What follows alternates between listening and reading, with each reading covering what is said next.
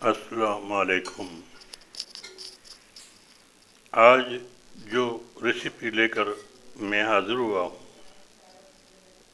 वो शा, दे, शादियों वाला देगी कौरमा बनाने की रेसिपी है। आज हम चिकन कौरमा बनाएंगे देगी स्टाइल में, जो शादी ब्याहों में तैयार किया जाता है। और इस कौरमे को बनाने के लिए सबसे पहले हमने कुकिंग ऑयल लिया है और कुकिंग ऑयल में प्याज भी डाल दी है।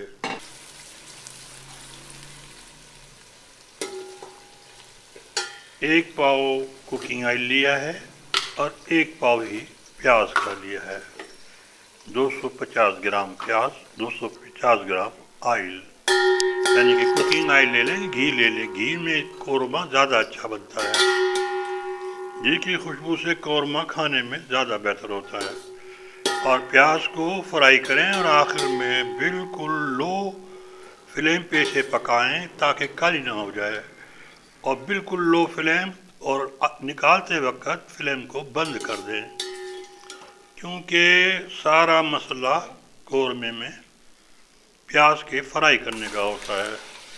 प्याज अगर काली हो जाए तो कौरमे का जायका ख़राब हो जाता है। और अदरक लहसुन का पेस्ट डाल दिया है प्याज को निकालने के बाद। इसको थोड़ा चला लेंगे ताकि हमारा चूल्हा थोड़ा ठंडा हो जाएगी। और कुछ दाने काली मिर्चों के, 2-3 दाने लौंग के, एक टुकड़ा बड़ी इलायची, एक टुकड़ा दालचीनी का, एक पत्ता तेज पत्तों का, ये भी हमने शामिल कर दिया है। और साथ में चिकन भी शामिल कर देंगे। इसको भी सबको मिक्स कर लेंगे और पकने देंगे, क्योंकि इसे हिलाने का मसला यह है कि थोड़ा सा हमारा बर्तन भी गर्म है और घी भी गर्म है।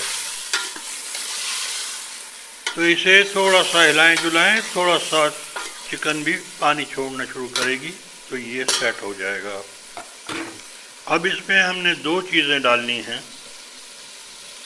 2 चीज़ों में 2 ही मसाले होते हैं जो डाले जाते हैं, यानी कि चिली पाउडर और धनिया पाउडर।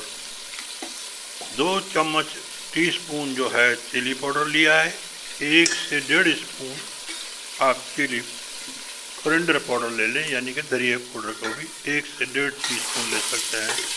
और 1 टीस्पून हमने नमक का लिया है। इस सब को शामिल करने के साथ इसे हम अब पकाते रहेंगे।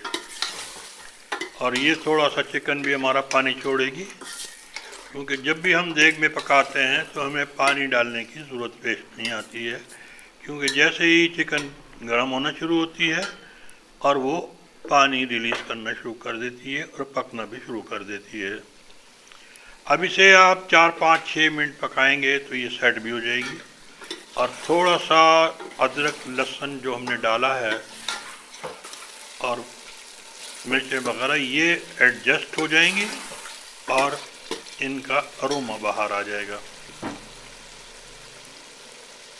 और लहसुन अदरक की जो खुशबू है वो अच्छी हो जाएगी। जब थोड़ा सा 4-5-6-7 मिनट पका लें आप, तो इसमें दही शामिल कर दें। दही को आप थोड़ा सा फेंट लें और दही भी अब पानी थोड़ा छोड़ेगा। इस पानी में ही ये चिकन हमारा गल जाएगा। इसे थोड़ा स्लो आग पर ही पका लें। अगर और जब ये थोड़ा आगे गाढ़ा हो जाए तो इसमें जो हमने प्याज निकाला है उसको ग्राइंड करके डाल दें आप। ये मैंने प्याज को ग्राइंड कर लिया और ये मैंने प्याज भी डाल दी है इसमें। अब इसे थोड़ा सा चलाएंगे तो दही का पानी कुछ ये प्याज भी पिएगी और कुछ जो है पानी और मज़ीद जो चिकन में होगा वो बाहर आता जाएगा। और इसे कुछ देर ढक के थोड़ा सा हल्की आंच पे पका लेंगे, ताकि मसाला जले भी नहीं और मसाला हमारा सेट भी हो जाए।